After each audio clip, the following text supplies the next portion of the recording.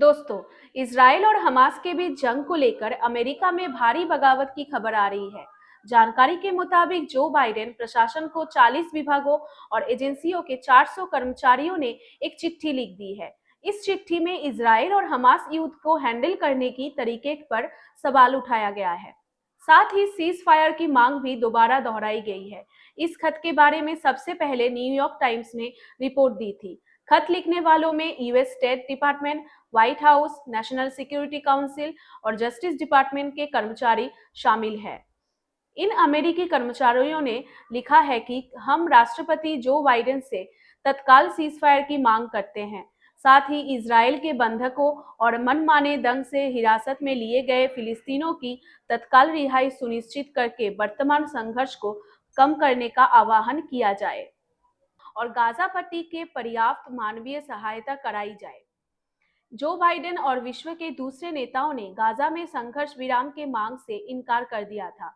उन्होंने कहा था कि इससे केवल हमास आतंकियों को फायदा पहुंचेगा।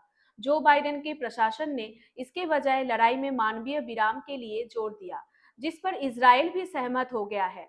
ये तब हुआ है जब अमेरिका ने पिछले महीने इजराइल पर हमले के बाद से हमास पर प्रतिबंधों के तीसरे दौर की घोषणा कर दी है।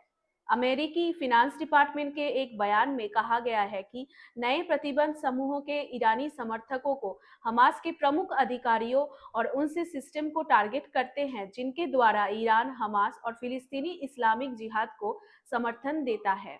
नए प्रतिबंधों पर अमेरिकी विदेश मंत्री एंटनी ब्लिंकेन ने भी कहा है कि ईरान का समर्थन मुख्य रूप से अपने इस्लामिक रेवोल्यूशनरी गार्ड कॉर्प्स के माध्यम से हमास और पीआईजे की आतंकवादी गतिविधियों को सक्षम बनाना है, जिसमें धन के ट्रांसफर और हथियारों और ऑपरेशनल ट्रेनिंग दोनों की प्रावधान शामिल है। हालांकि दूसरी तरफ अमेरिका के इजराइल से फ्रेंडली रिलेशन पर अब अपने ही देश में बाइडेन को आलोचना का शिकार होना पड़ रहा है।